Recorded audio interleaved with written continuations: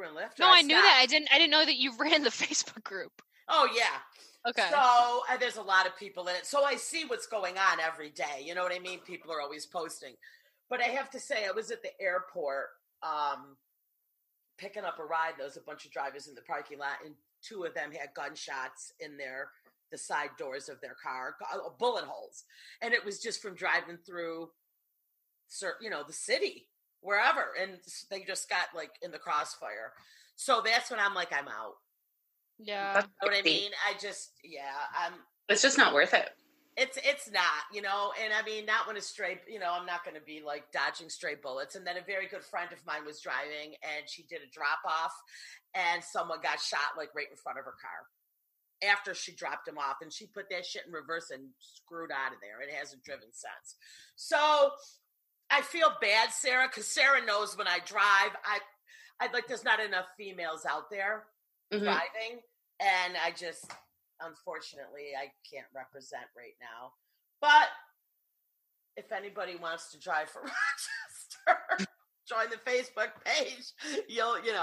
But it's just, so it's gotten rough, Jen. But I don't think it's as horrible. I don't know, Sarah. Do you think it's gotten way worse here? Oh, we lost her. We lost her again. She's gone. Yeah, no wonder she was freezing. Yeah. So, but Jen, does the news, do they make America seem like really like a scary place? Yeah. They do on the news? Yeah. Yeah. Oh, no. Yeah, like to the point that our local news, like the Facebook page, is like, we just don't want to hear about American news anymore. Like, keep it local. Just stop talking about American news. Like, we don't care. And it's a shit show. Like, just stop telling us about them. And I'll send you photos. That's the comments all the time on the local news page. Like, just stop talking about America. Nobody wants to know. Yeah. All right. I'm trying to get Sarah back in here. So no, but they don't even want to talk about it? No, nobody wants to hear about it. Nobody, because the whole news is that you guys are protesting. You're all shooting each other. Your cases are out of control because everybody wants to be in restaurants and. Wow. Really? That's crazy. Yeah, they really make you guys look shitty. Wow. Yeah, I think all the news. I don't like. Oh, did you hear us, Sarah? Yeah, I could hear you. Okay, cool. Yeah, isn't that crazy? So they've really isn't that crazy to see how like other countries view us? Mm-hmm. Like it's so. Reddit, there's always posts on Reddit from Americans like asking different people around the world, like, what do you guys think of us? And you get some really, really good answers. And you sit back and you see the Americans start commenting, and they're like legit shocked that like they like the memes and stuff, that they're funny, that the rest of the world is like maybe not laughing at you, but just like shocked what's going on in the country. But the way people comment, it's like they don't actually think that's really what's going on, and that is what's going on. Like, yeah, we're in a bubble.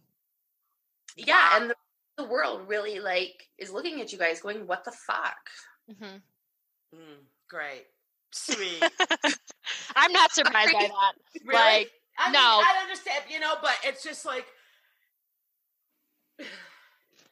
yeah, I mean, I guess lately the news is just all like Trump COVID. So it's hard to really get like regular news of like things that are going on. And I will flip from Fox to CNN to MSNBC because the truth is always in the middle with them all. You know what I mean? But I did have that feeling. I'm like, God, they must really think it's dangerous here because everybody is so focused on the negative that I just think people here in the States in general are frustrated. They're bored. And I think that makes, and they're poor. People aren't working. Yeah. People don't have money. You know what I mean? And there's so many people that are scared and struggling that I think that in turn does make the crime surge. But I think there's a little more crime than normal here. For sure. But I think it's probably being blown up in the media, so it is. So people are getting more like hyped up about it. Exactly. So just like when Sarah is, traveling around Mexico and I'm watching like before COVID, the drug cartels, and oh my God, where they killed all those Mormon exactly. people. Remember Sarah, like that, where they like brutally murdered all those Mormon people in that town? Yeah. And then, of course, as bits of the truth come out, they were involved in that shit. So, yeah. So there's, right. So then I'm like, oh my God, Sarah's there. They're killing Mormons. They murdered a family of children, but yeah. Yeah, no. From the outside looking in, everything is going to always look so much crazier because it's the way that, you're being conditioned to take in. Yeah, we're consuming information.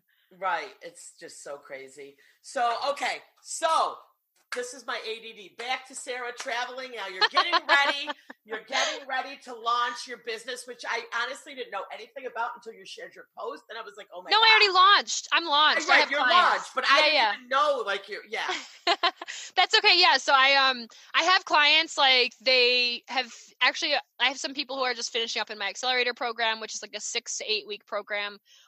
Where we basically work through a lot of mindset blocks because like so many people making that switch from being like very miserable in an office setting and wanting to look at what else they can do. Okay. It's really, it takes a lot of like inner work, I guess, in your head because, it's just not easy to just like flip a switch, Right. And then also we dive more into like their passions, skill sets, and find those crossovers so that they have like multiple ideas of paths that they can take in the online world. So being multi-passionate, like, I get it. Like what it's like to just have multiple options. It feels better so that like, oh, I'm not picking this for the rest of my life. Like it's not, I think that's the conditioning that needs to be kind of deprogrammed. For a lot of people, like my generation, younger, everyone, because I used to have so many panic attacks in college trying to think of the one thing I was going to do for the rest of my life. That's crazy. And, it's too much. And there's so much, like that pressure comes from so many different places, but yeah, it takes a lot of time and deprogramming to really get it out of your head that. But also you as a person, evolve. So what you want to do at 20 is not the same as 25, right. And it's not going to be the same as 30. And I understand that, but this is my generation talking, Sarah, okay? Go ahead. It's okay. My generation is you get a job, you do it, and you don't leave. I am not a quitter. I will stick this shit out. You know what I mean? And I believe that's, something from my generation. Do you really need to work somewhere for 25 years? If you have a pension, it's tough. Yes. You know what I mean? It's tough if you're working somewhere where you're like, all right, my 401k, like this is all going to benefit me. I'm married. I've got kids. I need to support these kids. But I still think, what do you do? What do you do when you're in that situation, Sarah? Because right now you're young, you're free, you're able to, change your directions right now. And it's great because as you evolve, you know what I mean? You're going to want to change. But like, what do you do when you're kind of stuck and you're older? Like, are most of your clients, like, do you deal with people your age who are kind of like just getting started and are lost? Yeah, no, I mean, I deal with people who are even in their 30s who are wanting to leave a job, but don't necessarily have kids and are settled, like, and they're like planted down. Right. So they've got a little wiggle room. Right. But that being said, I do know some women and families that I've met online who did that and who were living that life. And then they were like, you know what, this is like, we've always wanted to bring more cultures into our kids' lives and growing up so that that's normalized, so that they actually see the world on like a bigger spectrum. And so they took their kids and their family on the road. They did like homeschooling or online schooling, remote learning. We're obviously like behind in the learning curve, but we're finding that there are ways to get it done. And it's been done in other places for, a very long time. Right. Working online, and they're raising their kids on the road, or they're in another country raising their kids. So When we were in China, we met a family from the States, had 3 little boys, like probably 4, 5-ish, 7, 9. And they took them out of school for 4 months, and they were just traveling around China. And they're like, this is going to be our only shot that they can see this isn't really going to affect their schooling and stuff, and still learn a lot and still be old enough to remember it and take it in. It's like, what a cool experience. And one of the Bravo producer for Vanderpump Rules, they just sold all of their stuff and bought a boat, and they have their 2 kids, and they're just going to sail around the world. Like, he quit his job. They sold all their stuff, and they're going to boat.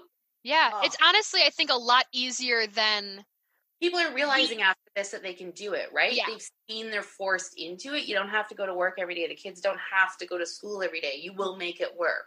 It's not for everyone, but if you want it bad enough, like there's people that are already doing it. There are resources to tell you and help you do it. So. Okay. All right. I mean, I have to say, unfortunately, my kids aren't very smart. Love them, but we know they're dumb. Jen. Not true, Cynthia. Sarah, stop it. I love your girls. I do too. They're great girls. Academically, not so much, and that's okay. Okay, that doesn't make them dumb. I was terrible at taking tests, and it's a joke. It's a joke, but yeah. So my kids aren't academically very, but even though they were struggling in school, every time I was going to go on a vacation somewhere, I don't care. I took them out of school and brought them because I was like, you know what? They need to travel. They need to see things. Mm-hmm. I understand they don't need to be out of school for these 14 days, but you know what? They're going to learn a lot on the road or whatever we were doing, you know? Well, and it's just not the end of the world to miss. I mean, they've been to Italy. They have been everywhere. I mean, right, exactly. Mm-hmm. And I do have some friends that are like, oh, we can't do this. Oh, I can't take them out of school. And I'm just like, you know what? They're going to remember like these trips more than anything, you know? Yeah. So I didn't do good with like, now though, you're right, because everything is so like you can remote learn. Yeah, it's just conditioning, Cindy. There's no like guilt that you have to take for that. It's just that's how society has conditioned your generation to think you have to raise your kids too. You know, it's not right. And I didn't necessarily conform to a lot of how I was supposed to raise them. I mean, honestly, I could have got on their back a lot more to study. And I mean, unfortunately, I'm not a big help for them because I can't do any kind of math. So there was nothing, you know, Danielle did do a lot of the helping because like when it came to school, I was lucky I made it to my senior year. I was just academically I couldn't do it. But I mean, I didn't really help them, and I probably gave them a lot more lenience. I wasn't so much like on their back about doing their schoolwork. But Alexa did go to school. Took her 6 years, damn it, but she got that degree. 4-year degree. It took her 6, but she did it. Is she using it? No, she's bartending. Are most of us using it? Right. No. For me, Sarah, it was the experience. Yeah. I wanted her to go to school and experience something that I didn't. And maybe it was part of me being like, you know what, maybe if I would have went to school, I would have had a different life, which I probably would have, you know, but they're both right back to where I didn't want them to be, you know, bartending and working in a restaurant. But, you know, it is what it is. But I think that, so wait, you find a lot of people that really want to just pack up their shit and travel with their kids? Well, no. So I have those people. Yes. Really? Like I mean, not my clients. My clients are more younger people who don't have those like roots necessarily quite yet. But, yeah, I mean, the whole premise and like my ideology is just being able to settle down anywhere, you know, like, or everywhere, you know, it's not like you have to pick one place. It's great to have roots places and getting to know community and building that. And I'm all for that. I plan to have that here in the States, but I also plan to have that other places too, you know? Okay. So I think a young person will come to you like Alexa, let's just use her for instance, because she's like having a mental breakdown about her life. So my Alexa's going off. My little echo thing. Sarah, I've lost you again. Hold on. She's so frozen. I'm going to pause her, though, because Okay, my daughter is, she's struggling with, both of them are struggling with what they want to do now for a living, whether if they want to stay in the restaurant business or not. And I know that's a really tough decision, and it's a hard job. So let's say she comes to you, for instance,